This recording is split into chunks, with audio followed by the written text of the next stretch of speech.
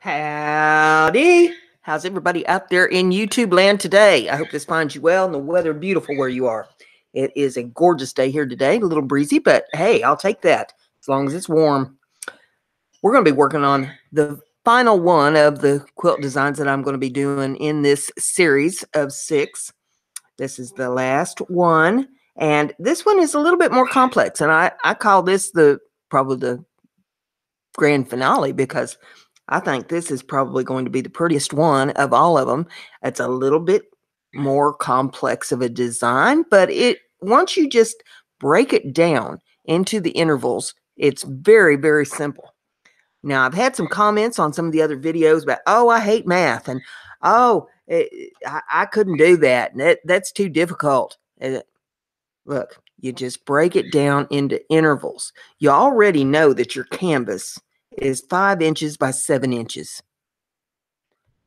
The shorter distance is the 5. The longer distance is the 7. It's common sense. This is all just common sense. You take a look at your pattern and you kind of break it down into sections.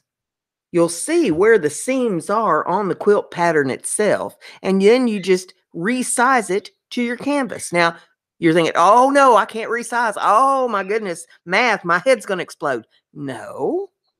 Whatever size the squares are in the piece that you're looking at, you just size them down. If the piece that you're looking at, say the square is 2 inches square,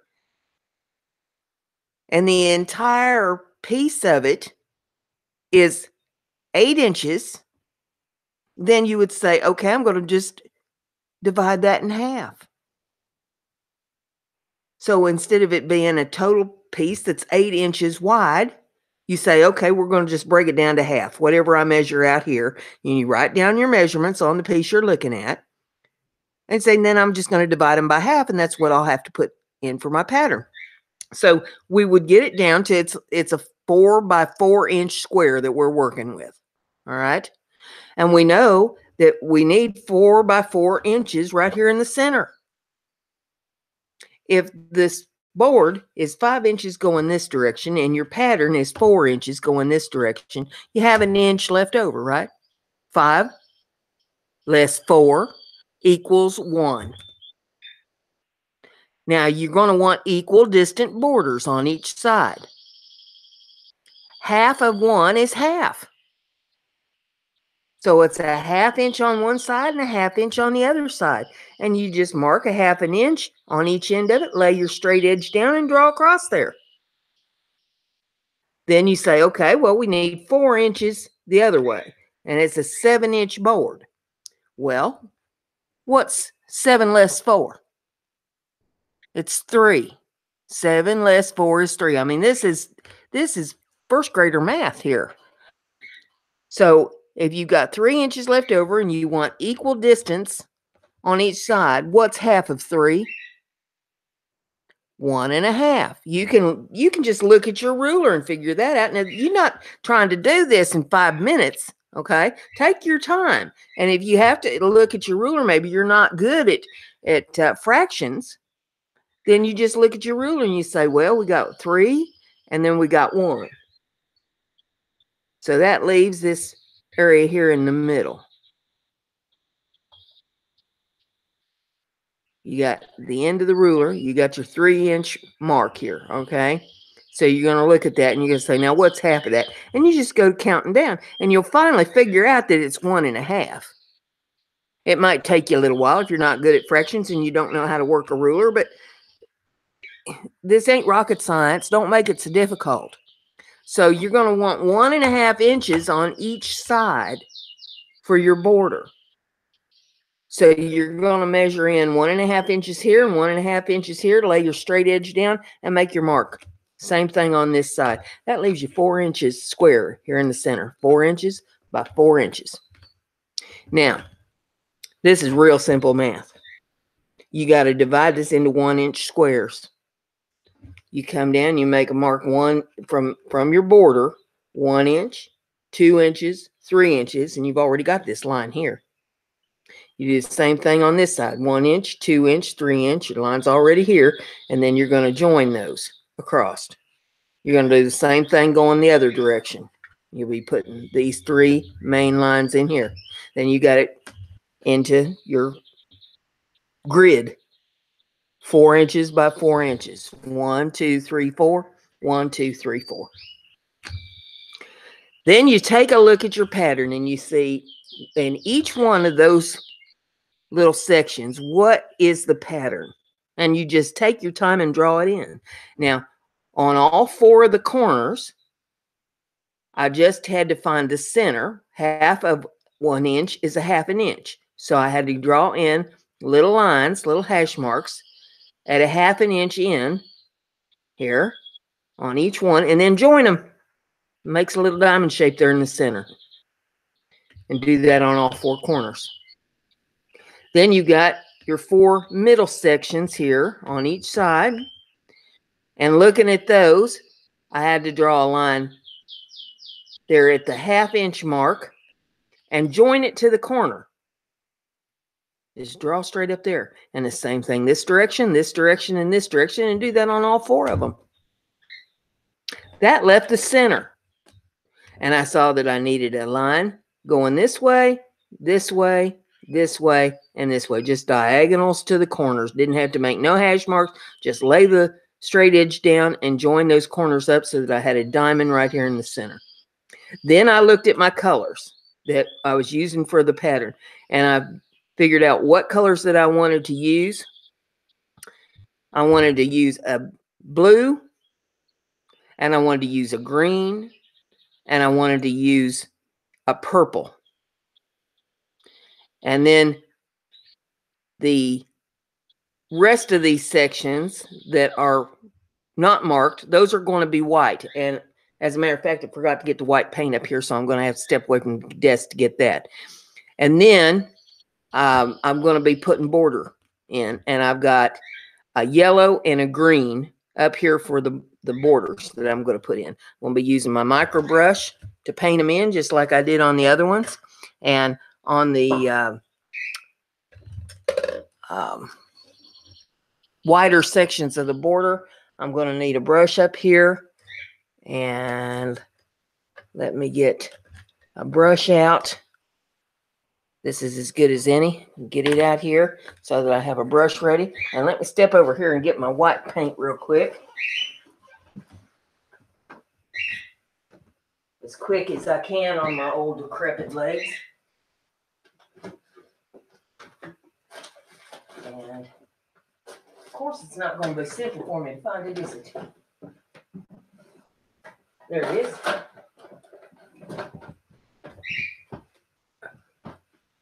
I've got 3 bins of paint over there. It would be in the last one that I had to look in. That's the way we roll around here. So, we're going to just start laying in some paint. And get this set up here with my paper towel. And get some paint out here. I think I'm going to start with the blue.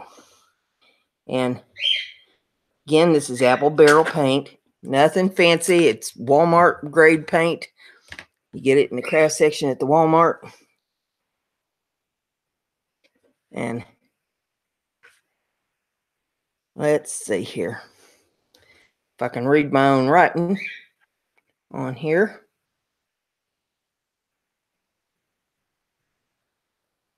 Yep, we want blue in these corners.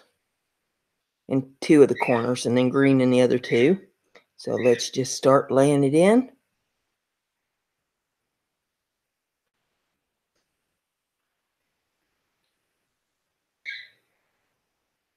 And I may have to go over it again.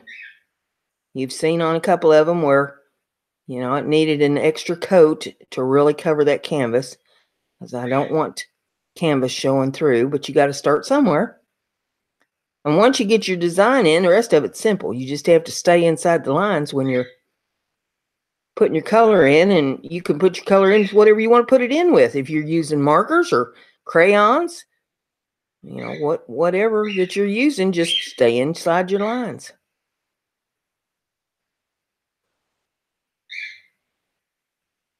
But I want all my pencil marks covered good.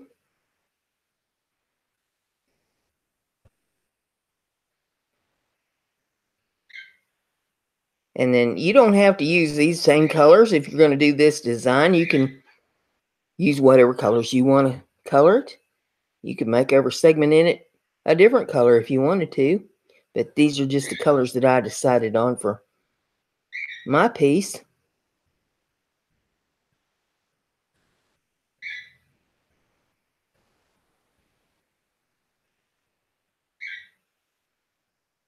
While I didn't write the color in there, I know that this corner has to be blue.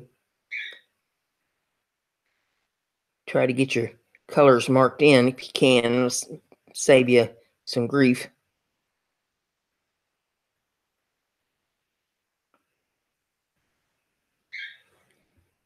Okay, and then this says blue here, so we'll do 2 corners of this one in blue.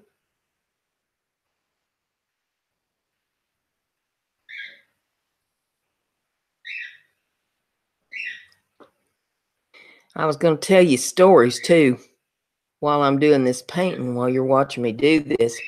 The other day, I said that I was going to tell you about jobs that I've had. Lord, I don't even know if I can remember them all.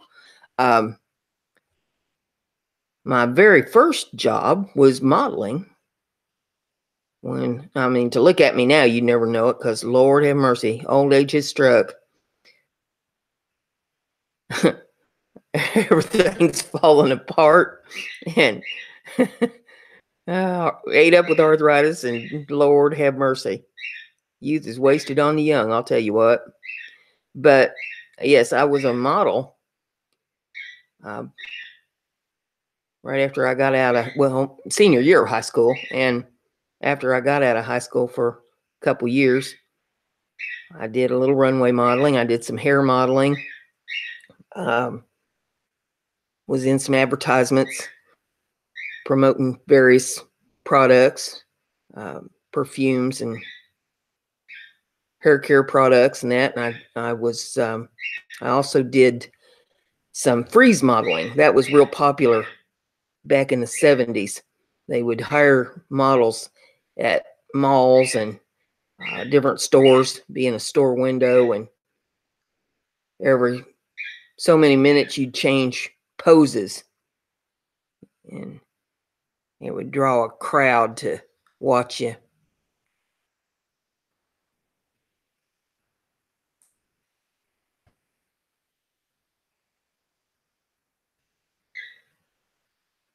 And my hired job for my vocational school project, it was a co-op program, so you had to work half a day during the week, and I was a secretary at Montgomery Ward. How many of you remember Montgomery Ward? And I worked in the human services personnel department, answered phones, did filing and typing and whatever they handed me to do. I also wrote announcements for the PA system. Oh, and I hated that part of the job. Man, oh man. You'd have to go through the circular and pick things out and write an advertisement and read it over the PA system. And they wanted me to read something every 15 minutes. They got so they stopped asking me to do it because I would pick things like men's underwear. You know, hurry, shoppers, to our men's department, where today only men's underwear is half off.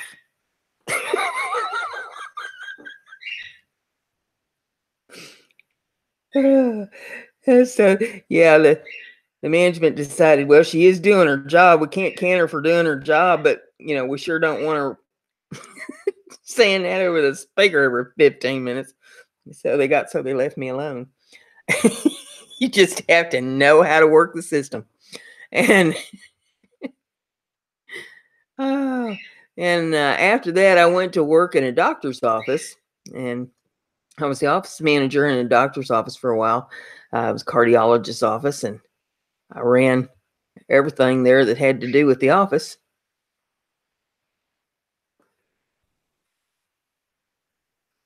And I tell you what, that can be a very frustrating job. Sick people are difficult to deal with.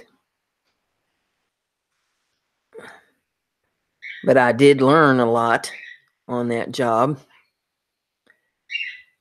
And trying to remember what was it that I did after that. I worked at a hardware company as a receptionist secretary, and that was going nowhere. I worked in retail at several different stores. There's a sportswear clothing store that I worked at for a while, and there was a couple stores in the malls that I worked in. And I was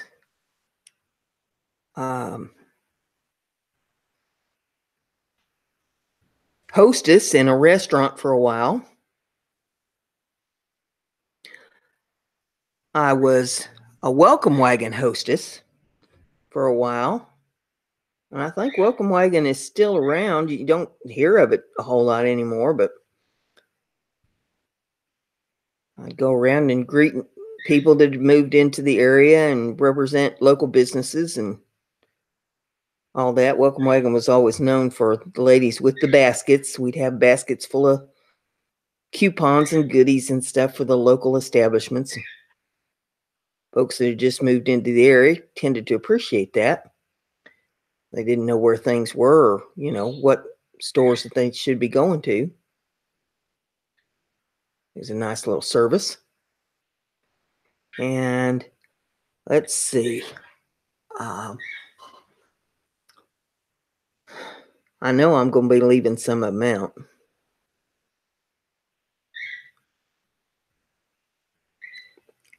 Because there's so doggone many. I was in real estate. I got my real estate license.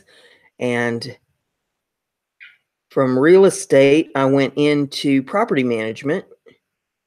And I managed a big condominium unit. Everything on the exterior of the units. It was my job to see it was taken care of. Whether it was roofing or painting on the exterior of the buildings or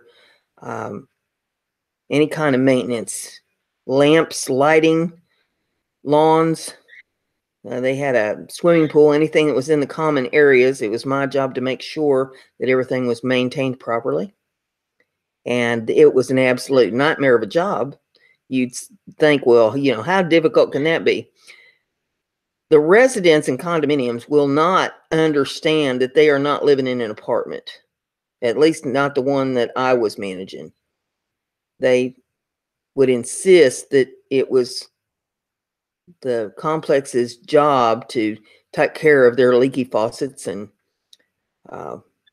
broken windows and, whatever they happen to have. And they call you like 2 o'clock in the morning because the faucet's dripping. And you're trying to be very polite and explain to them that, look, it's on the inside of your unit. You got to call a plumber. That is not the responsibility of the complex. You're a homeowner here. Condominium is a home. And, oh man, they'd cuss you out and be hateful. And I was glad to be rid of that job. And let's see. What else did I do? I went to work for a company that used to be located in Dayton, Ohio. As a matter of fact, the reason that I left that job was because the took out the Dayton office. And in order for me to have kept my job, I would have had to relocate it to another state, and I wasn't wanting to go. But it was a company that manufactured hoses and tubing, whether it's your garden hoses or the hoses that you use on your vehicle or hoses that you use when you're pumping gasoline. All kinds of hosing units. And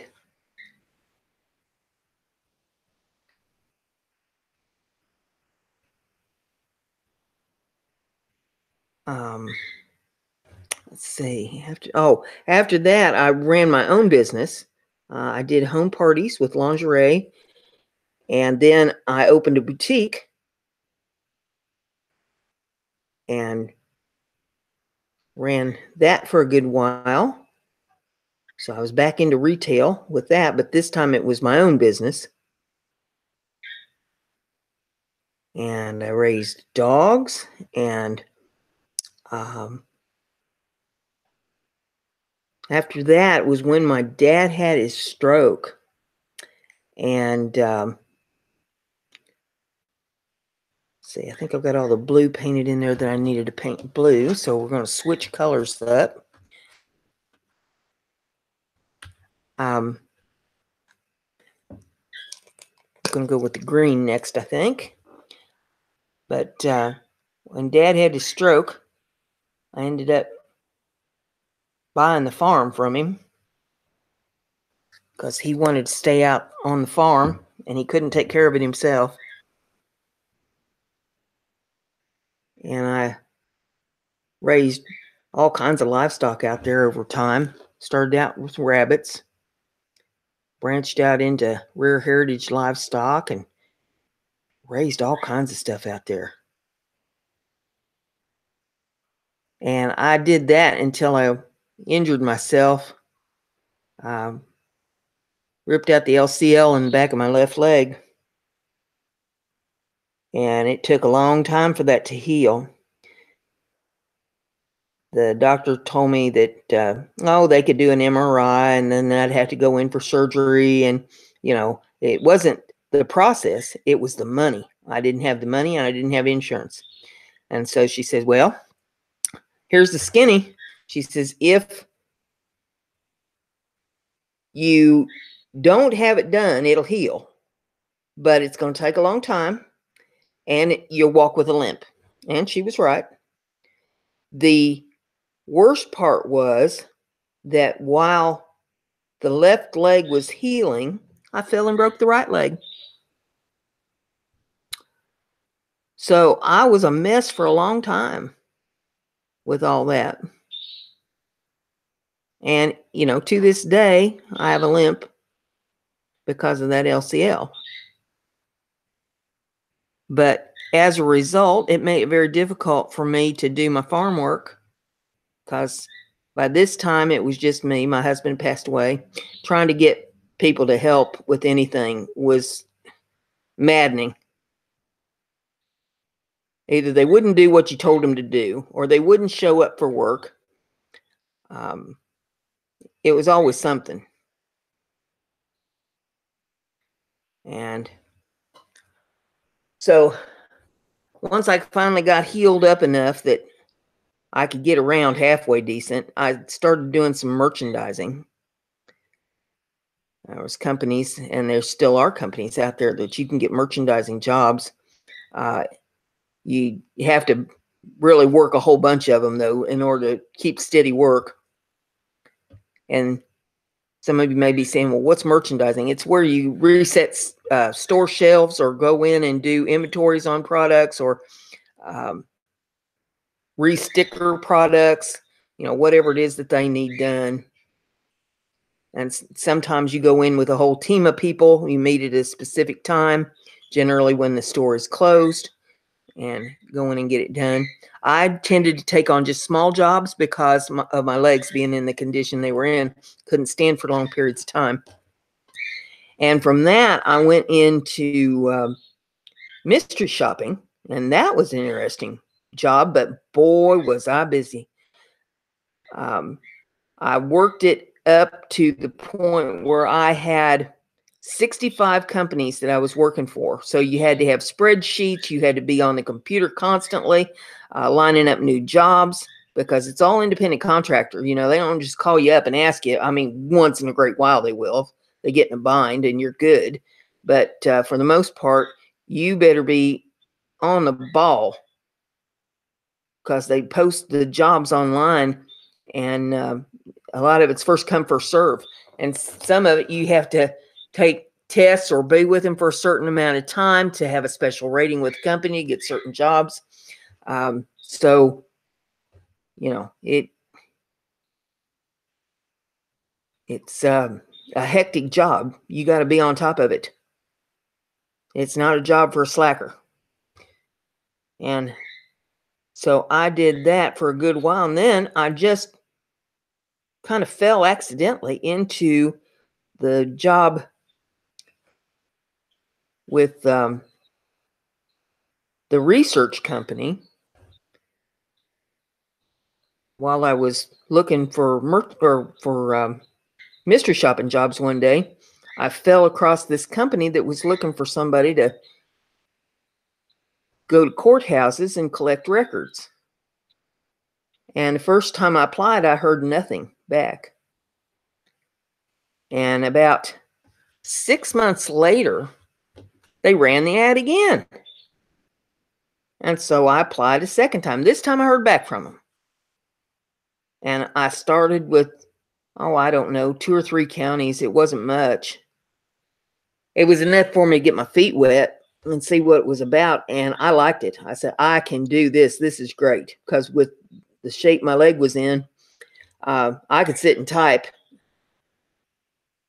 you know, and type fast.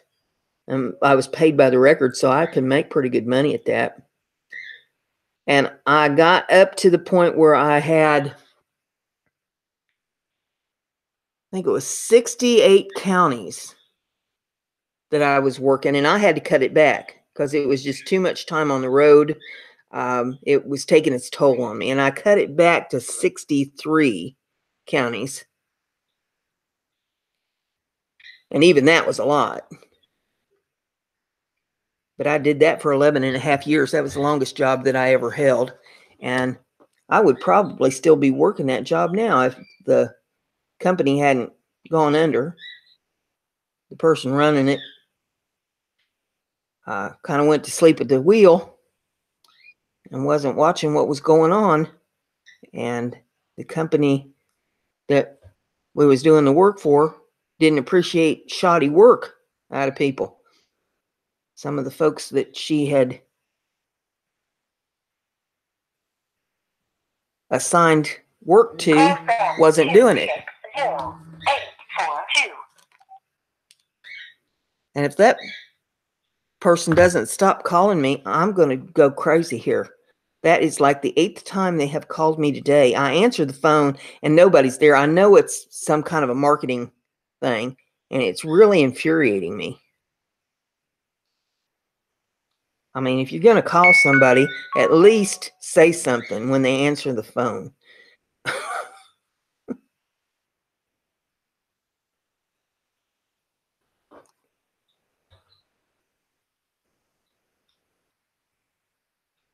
Okay, so we got that much of the color laid in there. And now we're ready to start laying in a little purple.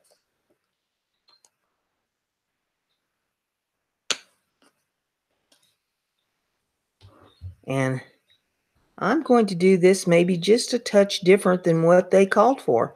Yeah, as a matter of fact, I am. Because I don't like that being blue there and blue there and then purple there and purple there. Don't like that. These need to be blue. And then I'm probably going to put purple in the center. We're probably going to boycott the white. Put purple in these ones that I was going to paint white. And then I may do a yellow and white border. That'd be pretty. See, you can change it up however, whatever floats your boat. And that's what makes me happy. But anyway, when she announced that the company we was doing all this work for wasn't going to pay us no more, that was the end of that. And I was 6 months out from being able to collect Social Security at the time, but I had some money saved back. And I said, well, instead of killing myself out trying to find a job that, you know, nobody's going to want to hire you for like 6 month period of time, teach you what you need to know to do the job, and then you're going to be gone. And I wouldn't go in lying to nobody, you know, telling them I'm going to stay and then quit a job in 6 months. I'm just not made like that. So I just worked off or lived off my savings for 6 months and went on Social Security and retired. But I had other little jobs in there along the way. I delivered telephone books for a company at one time. Oh, that was a horrid job. It was dead of winter. There was about 3 foot of snow on the ground. And I couldn't even tell you how many times I fell. A great big old dog chased me at one point and about killed me. And it wasn't so much the dog, it was me trying to get away from the dog because I fell and just rattled my body really bad. I was laid up for a couple of days from that because I'd shook myself up so bad that everything was hurting. Couldn't hardly move. Pulled every muscle in my body. The dog had scared the fire out of me because you're trying to run in deep snow. Oh, man. And I did inventory jobs, you know, where they have a troop of people come in after hours and count the merchandise. I did that in several places.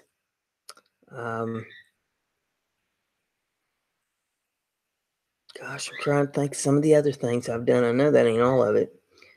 Did cleaning jobs and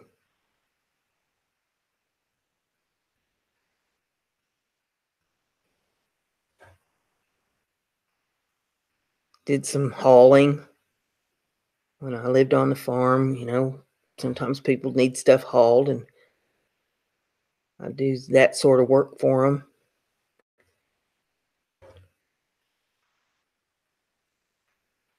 But yeah, I've had quite a slew of different jobs over the years. You know, and I've heard people who say, oh, I can't get a job. I can't get a job. Yeah, you can. You just have to be diligent enough to get one. I remember my stepson. Oh, that child, he aggravated the fire out of me. And finally, I'd had enough of his foolishness. And I said, listen, he was 16. I said, it's time for you to get a job. You need to find out what the real world's all about, son. Enough of this. So I told him one night, I said, now here's the way this is going to work. I'm going to get you up in the morning, and you're going to get your good clothes on, your good shoes, and we're going job hunting. And I took him out, said, you got him out of the vehicle there. I said, now listen, you're going to go down this street, and you're going to go in every business. You're going to say, I'm looking for work. Are you hiring? Can I fill out an application? Well, for the first couple of hours, he slopered around, you know how kids are. They're going to play at it and say they did it and move on. Well, after a couple hours of this, you know, he says, well, I think I've applied to enough places that somebody will call. And I said, do you have a job yet? And he said, well, no. And I said, well, then you're going to keep looking. And if you don't get one today, maybe you'll get one tomorrow. I said, we're going to keep going. I said, and in a couple of days, we're going to go back around to all these places that you've applied to. Because, see, while he was in these businesses, I was sitting in the vehicle with a pencil and piece of paper, writing all the places down that he went in. So I'd know exactly where he needed to go back to. Oh, at the end of the day, he had blisters on his blisters, and he said, "I've applied at enough places that I shouldn't have to look no more." And I said, "Do you have a job?" "No." I said, "Then tomorrow we're doing it again." And we did this for about a week. And finally, we was at a Kmart store, and I said, "Look, I've got to do some shopping in here. And while I'm in here, you're going to apply for a job." And I was doing my shopping, and he come running up, and he says, "They've hired me." And I said, "Are you serious?" And he said, "Yeah, they hired me."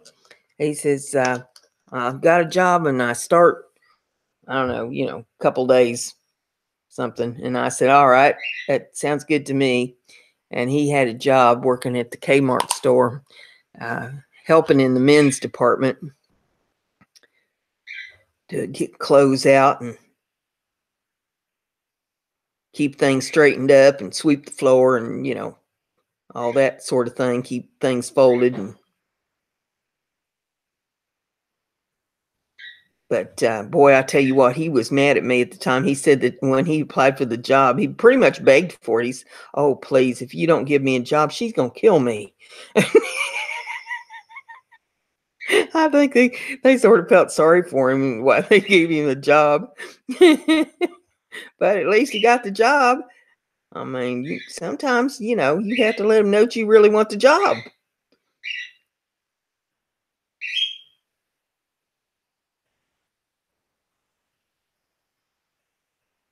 Some people don't look for jobs serious enough when they're out looking. Sometimes you got to be willing to do most anything too. I know one time my dad needed a job. The farming just wasn't paying the bills, and he needed a job. So there was this one particular place that he wanted to work, and he knew that if he could get in there, that he'd be making real good money. So he would go in and talk to him there in the office, and every week he was back in there talking to him. And one day he was in there talking to the ladies that run the personnel department, and he says, "Look, give me the hardest job you got." Well, it just so happened that one of the executives was in an office just adjacent to that personnel department and heard him say that. And he stepped out there where Dad was, and he says, "You're looking for work?" And Dad says, "Yes, I am." And he says, "Come in here and sit down in my office. Talk to me a minute." And so Dad walked in his office, and the guy got to talking to him and, kind of learned Dad's story, because my mother had cancer and the farm was not paying the bills and medical expenses and everything. Dad needed another job where he could get some good benefits, and he was going to farm too, but, he needed an extra job with some extra income coming in. And so this fella said, "Well, I'll tell you what." He says, "We have a job in, what did he call it? I can't remember exactly what he called the job. Something service. But what it was is being a custodian. He was a janitor. And Dad says, "You won't be sorry." He says, "You'll be glad you hired me." And boy, I tell you what, he worked. He'd pull doubles and work holidays, whatever he had to do in there. And he was really proud of the job that he did too, because he'd talk about, how he trained people after he'd been there for a while and show them how to get things clean and working. It was a tire factory, so they had all that lamp black, and that stuff's hard to cut. And Dad knew exactly what kind of chemicals that he needed to use in order to get things clean, keep things spotless. And sometimes you just have to be willing to go the extra mile. But he said, "Yes, give me the hardest job you got."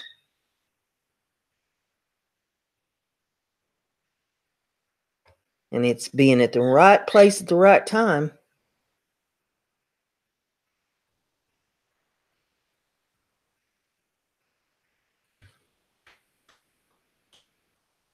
turn this a little bit and get a little different angle on this.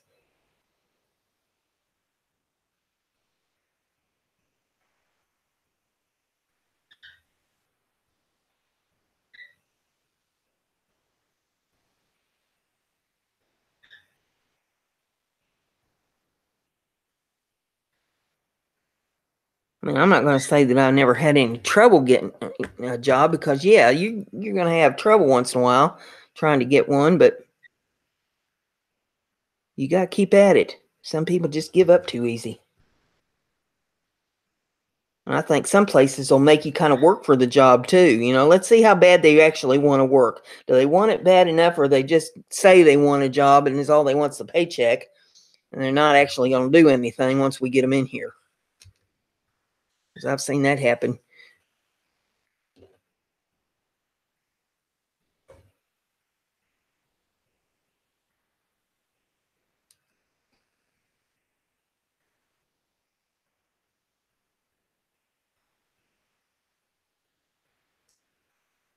But in my merchandising jobs, I did all kinds of things. There was one time I had to work in a garden center tearing down great big racks. They have these racks that they just snap together, made of metal, iron, and they'd be like 10 foot tall, and you'd have to throw them things down on the ground and then take a hammer and knock them apart and bundle all the pieces together by size and lay them in a special area for the truck to pick up. The next time they did a drop off, then they'd pick up all these parts and take them back where they came from to put back together and fill up again. And there was times where I'd go to do that job and it'd be pouring the rain, and this was all done outside. I'd be out there in the pouring rain, getting soaking wet, knocking them things apart.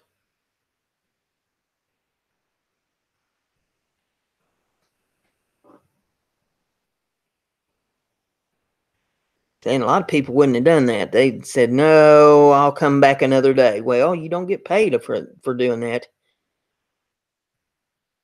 Sometimes you got to do what you got to do.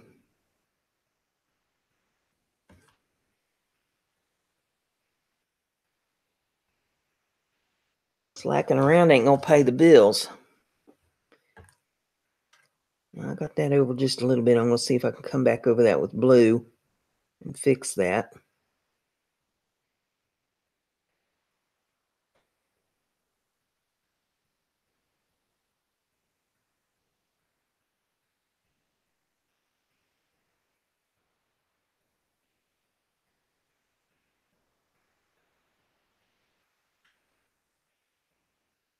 First, we'll finish getting this purple in here and patch that little place up.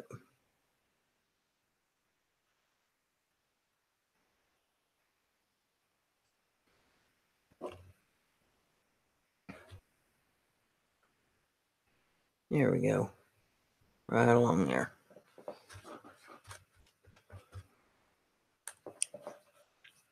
And then there's times that I'd work in coolers, stocking like ice cream, you know, and cold frozen products and coolers. And you'd have to wear a big old heavy coat when you're doing that job so you didn't freeze to death.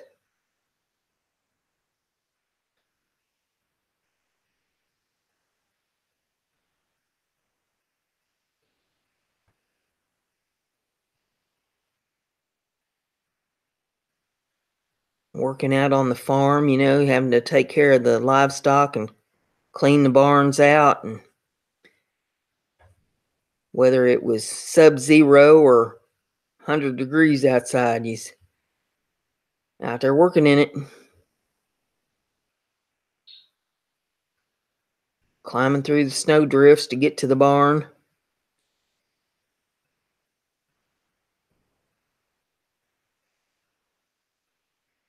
I'd have to say out of all the jobs that I did, probably the hardest one was the farming, because there is no days off. You don't get sick leave at all, ever, because the animals have to be taken care of no matter how you feel.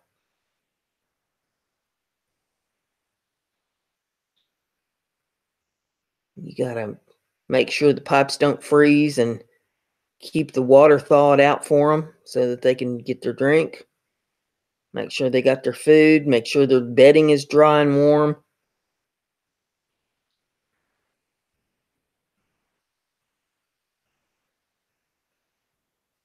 And if they get sick, you got them to take care of.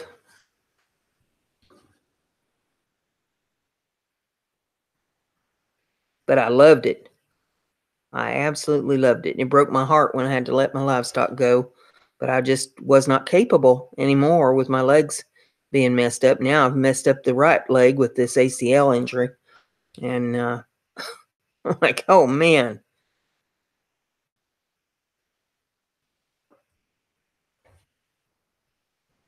I can't take many more injuries like this.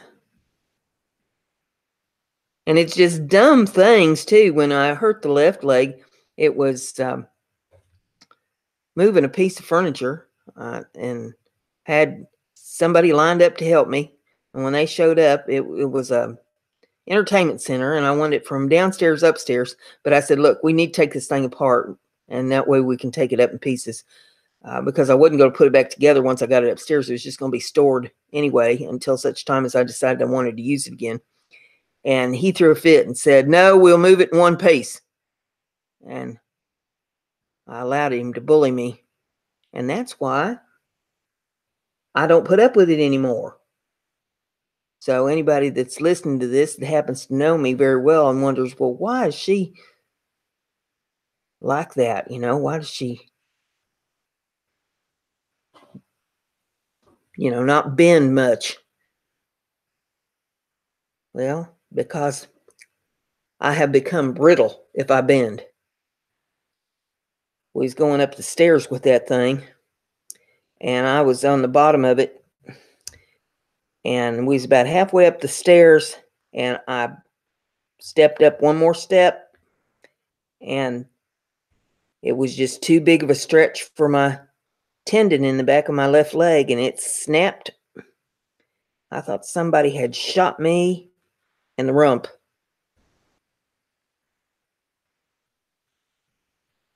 And immediately my left leg was out of commission. And even in the shape I was in, and the tears were flowing. I tell you what, that was some excruciating pain. I managed to finish getting that thing up the stairs, but I crawled back down the stairs on one leg and two hands. I went down. And then I crawled through the house, got to my chair, got myself pulled up in my chair, and I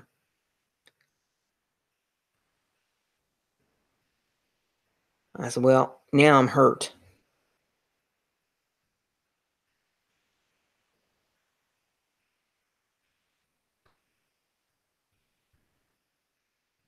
So know your limitations.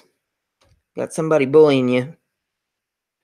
Because, hindsight being 2020, what I should have said is, no, if you're not going to help me take this thing apart to move it, then get out.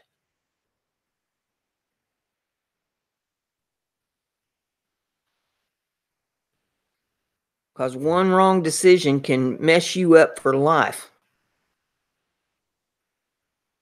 That was back in 2001. Here we are 17 years later, see, and I'm still messed up in the left leg.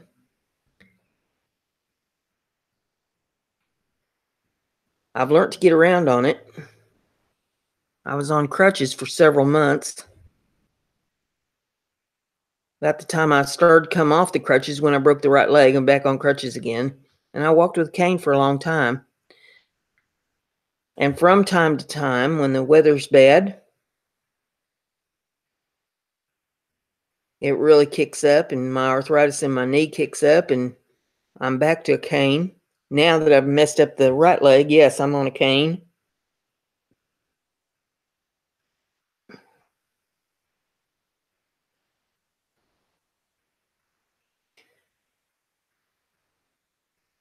It's been almost a week since I messed it up, so I'm learning to hobble around a little bit without the cane, but I try not for the cane to be too terrible far from reach if I need it.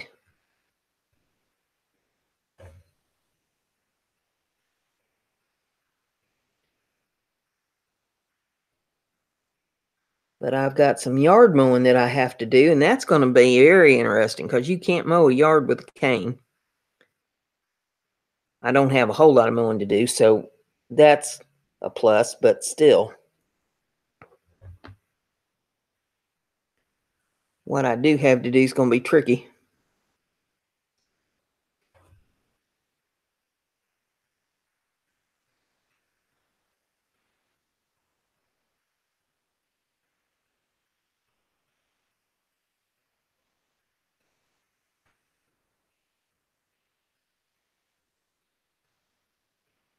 And see how this purple's just going in here.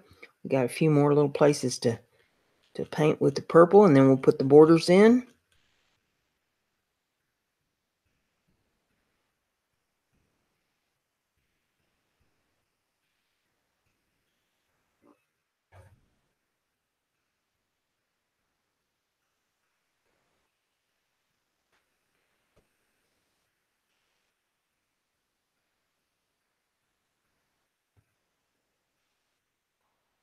But I'm kind of trying to go back over parts where I see that it might need a little more paint as it's drying here a little bit, so that I don't have to spend a lot of time putting 2 coats on it.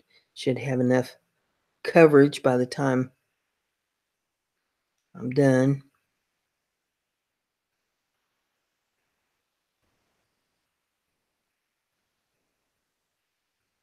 But yes, this design is called Toe in the Water, and it's kind of a ripply effect that it has to it.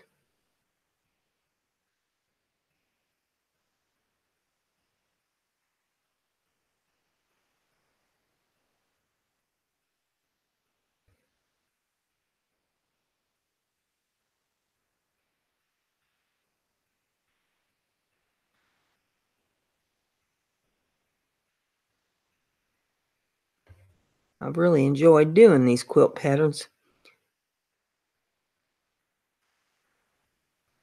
and maybe for long I'll do some more, either on canvas or something else. I've thought how nice these would look, these designs, maybe on tote bags or even t-shirts.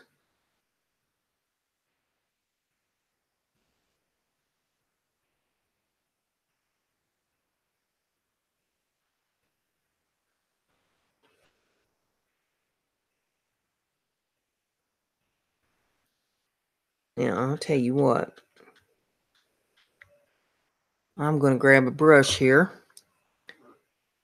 in this bigger section and just lay in some paint because I can do it much quicker with the brush now that I got the outline in there. And we'll just push some paint around in that.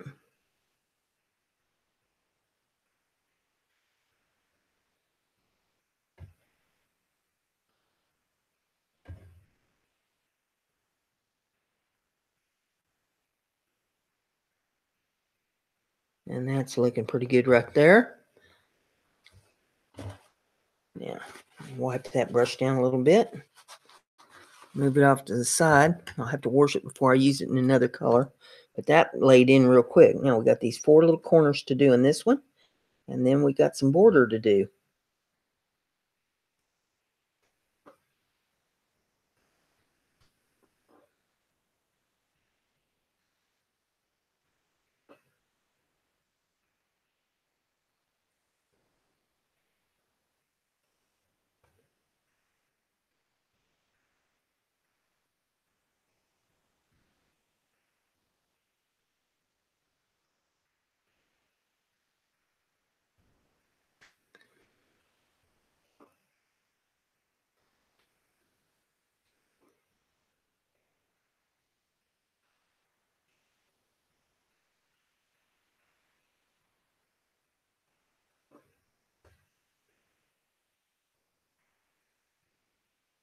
But if you do any designs, I'd really like to see what you come up with. And I haven't decided how I'm going to finish these yet, you know, with the framing or just hang them as they are or what. Once I get them all done and dry, then I'm going to put the Krylon to them, seal them up good. And after that, then I'll be thinking about for sure what I want to do, because I can take all 6 of them, kind of lay them out and see if I could make some kind of a decent design, say in a frame, maybe a shadow box type frame or something. Or if I think I should frame them individual, or just exactly which route I want to go.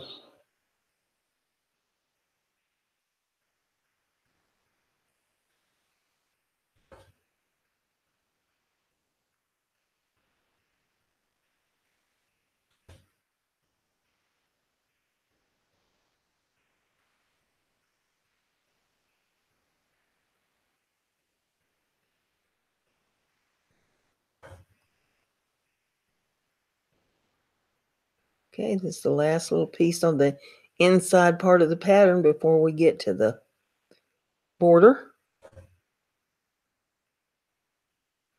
I'm laying the paint in pretty thick there to cover that canvas.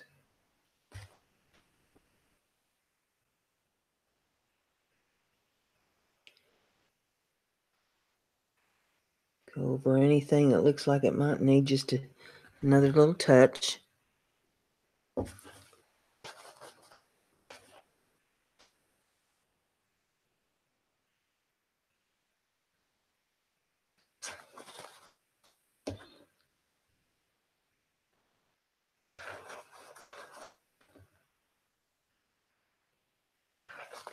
Okay, that's looking good.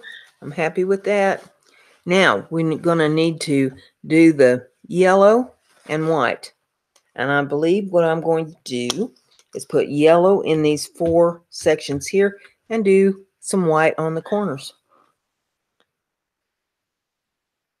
Or we could do, instead of, we might not even need the white.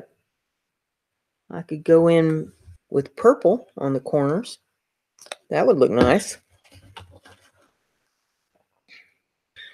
And what we're going to do here is we're going to outline our design. Once we get the outline laid in, I'll wash my brush up. I used it on the purple, and then we'll lay in the rest of this.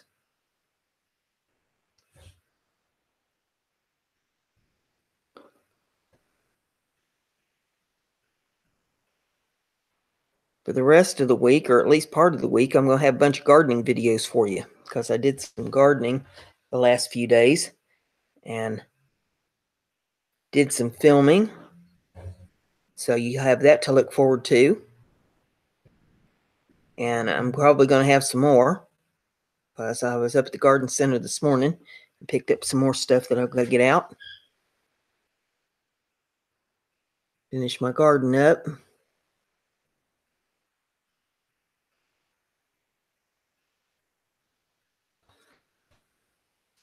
Okay, now that we got that part done, let's rinse the purple out of the brush.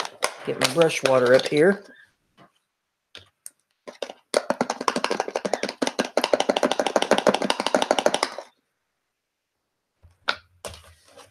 And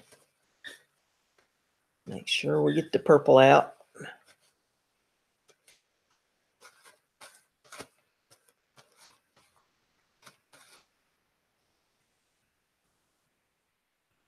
Okay, I think that's clean. Nothing seems to be coming out of it now. Set the brush water back and grab some yellow paint. Call from 260. I'll be blasted. Well, 063. now watch this. Holy smoke. Hello? Hello? Who is it?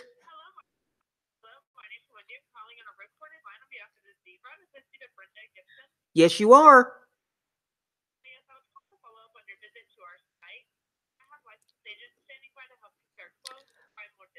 Stop calling me. You guys have called here about 8 times now. Stop calling me. Take my name off your list. Holy moly.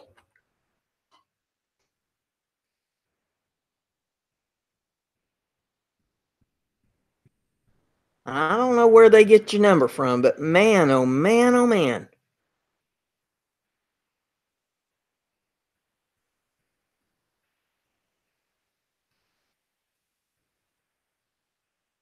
That's aggravating. I had one last week calling me up. It's that scam thing. I don't know if y'all bothered with it or not. They say, "Oh, we're with Dell and we're calling because there's a problem with your computer." I don't own a Dell computer, so I know right off the bat that it's a scam. And I tell them I don't own a Dell computer, and they said, "Well, do you want to buy one?" I said, "I'll tell you what I want." And he says, "Yes, ma'am." I said, "I want you to stop calling me because I'm on the do not call list. And I've told you people before to stop calling me, and you just keep calling me. So here's the way this is going to work. I've got records of all the times that you have called me here. And so far, it had been like 5 times that week that they'd called. And I said, you've been told repeatedly not to call me, and you keep doing it. And since you want to keep doing this, I'm going to turn this into the Utilities Commission, because it's against the law for you to keep calling me when I've told you not to, and I'm on the do not call list. And so now you're going to start owing me money. And I'm not sure. I mean, you can do this. You can actually do this. If they keep calling you, you can turn it in, and they will be charged for every time that they call you. And I forget what the amount of money is. It's been a while since I looked up all the figures on it. But shoot, he didn't know what I was talking about. So I bluffed him, and I said, so you're going to owe me $300 for every time that you have called me since the first time that I told you to stop calling. And that's going to kind of mount up into a lot of money, because now we've got, this is the 5th time you called. So you're going to owe me for at least 4 calls. And how many more times do you want to call me? Because I'm just going to keep keeping track of it, and I'm going to turn it in. And he hung up. Well, they haven't called me since, but apparently they gave my phone number to somebody else. Lord. Now, I know them people have to make their money just like anybody else, but how can they expect to make any money when they're aggravating the far out of people? You can't get nothing done for answered phone. I mean, that's the 2nd time that they've done this just since I've been on the air here. And they called twice before I left the house this morning. They called once when I was out trying to do my shopping this morning.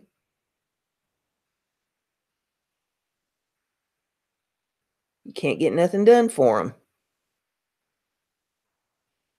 I'm kind of trying to bypass the microbrush here and just lay in a nice little line along this design here on this side. I'm not doing too hateful of a job keeping it straight, but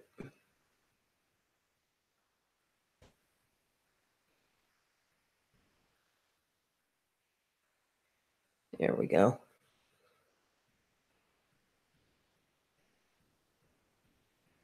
Probably going to need another coat.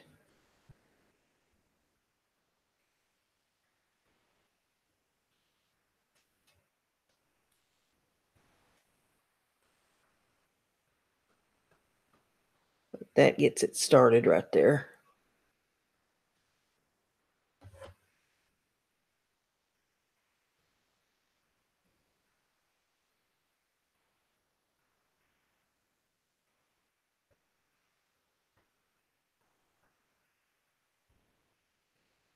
Oops.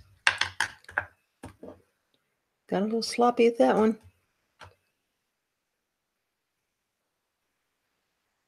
And that's why I didn't put all my paints away up here.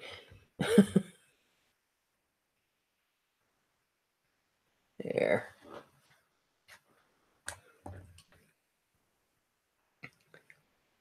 Once we get the whole thing painted, we can clean off the palette.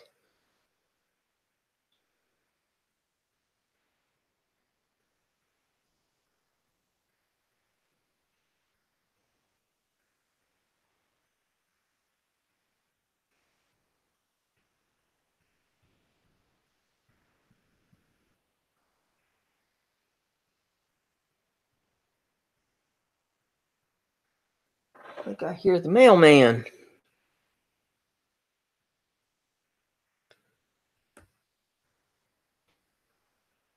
All right.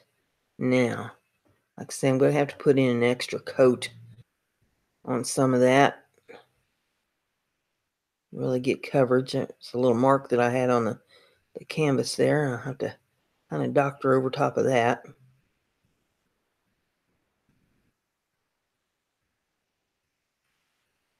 You could even break that border down further if you wanted to, put diagonal lines in it, or, you know, more boxes on it, you know, whatever you wanted to do with it. You wouldn't have to leave it quite as bold as what I have. Now I'm going to rinse my brush out, clean it.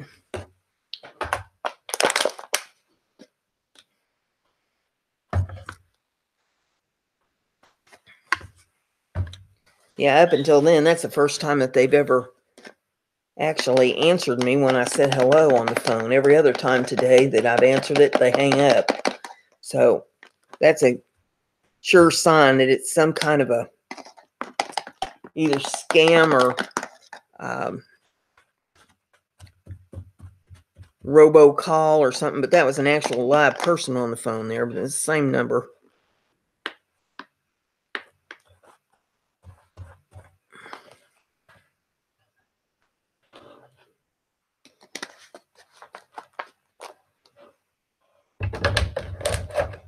Okay, now let's get some purple and put it in these corners. And I'm getting this way out here so you can't see what I'm doing, ain't I? We'll try to get it up here a little bit underneath the camera. Yeah, I'm going to have to grab a micro brush, get in that corner, or I'm going to slop it. Now, if you don't have these micro brushes, you can use Q-tip.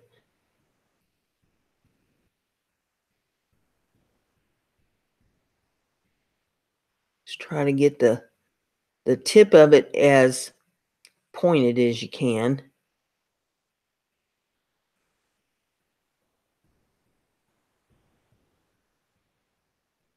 To get you a good straight line.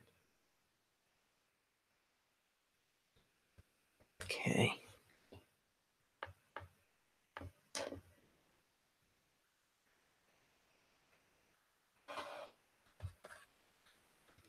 Now, let's get the micro brush. Turn this a little bit. Come right down. Let's see. I mean, got all kinds of stuff up here on the desktop till I can't see what I'm doing. Let's get some of this stuff off of here.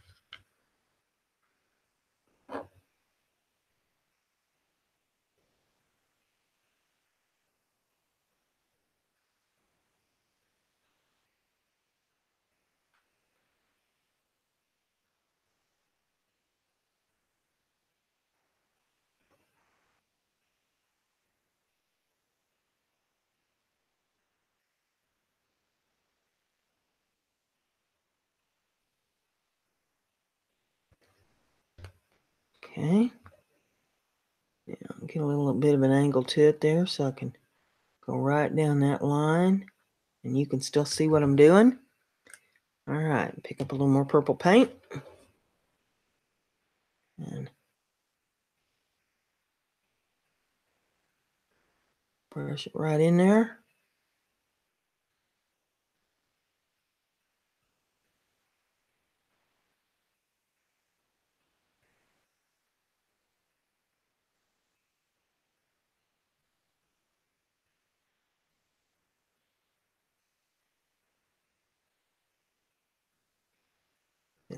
This corner, and I have one more.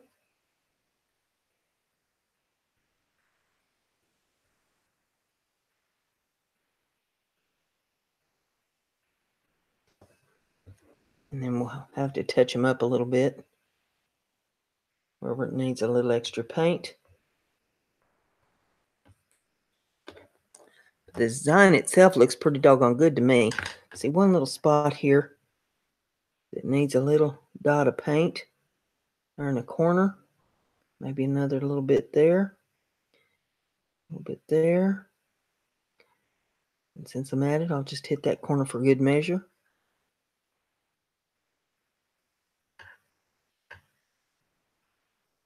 Crisp up them corners just a touch.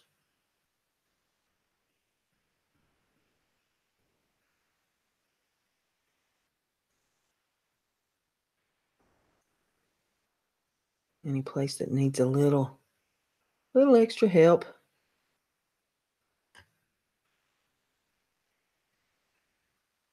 You just take your time, just one square, one triangle at a time with it, and you'll have a really pretty design, something you can be proud of that you made yourself.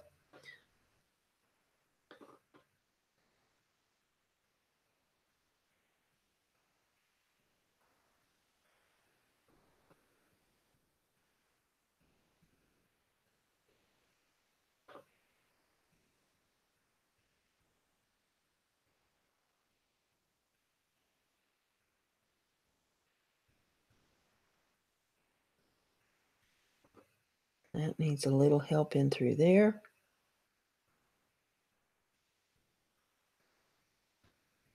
Okay, now I'll get a little purple on my brush here. Try to get this up where it can be seen. Let's move the camera a little bit for you.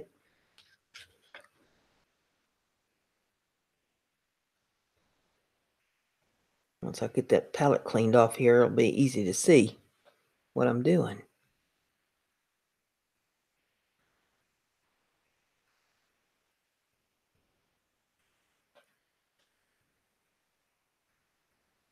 But at least the video hasn't cut out on me today like it did yesterday's video. I'm sorry for Google doing that. I don't know what's up with that. It's doing it in people's live streams. I'm just recording on private on Hangouts, so I don't have to edit. But just grab the remainder of that paint up there and go ahead and slide it in this section.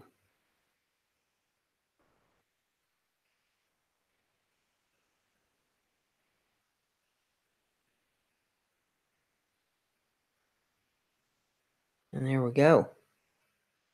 That's looking good. Got that on pretty thick there. We'll go over this one more time here.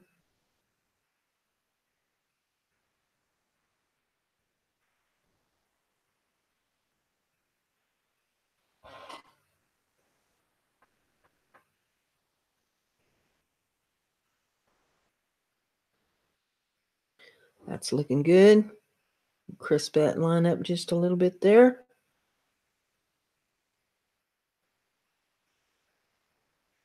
And that's gonna finish her off. Now I'm going to clean some stuff up here. First thing I'm gonna do is rinse out my brush before I get that all over everything.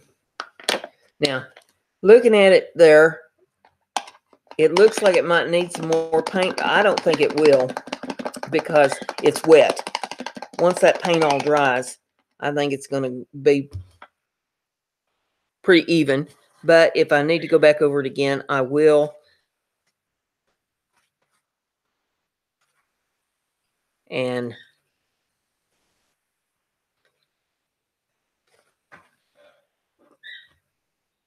I think it's going to be just dandy.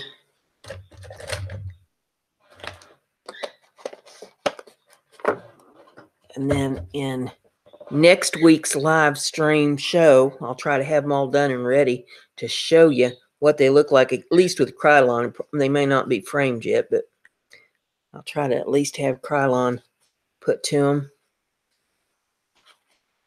Okay, we've got the micro brushes cleaned out. Got the big brush cleaned out.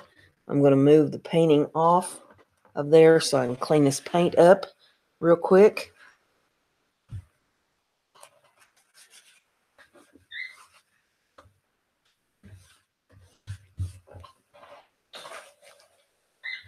And I know there's folks gasping. Oh, look at the paint she's throwing away. Look, just a few drops of paint. All right, now let's get this back up here. If anything, I might need to touch up like this little spot here where that little mark on the canvas was on there, but let's move the camera so you can see it. There we go. Turn it the right way. There we go. But yeah, all these places in here, it's still wet.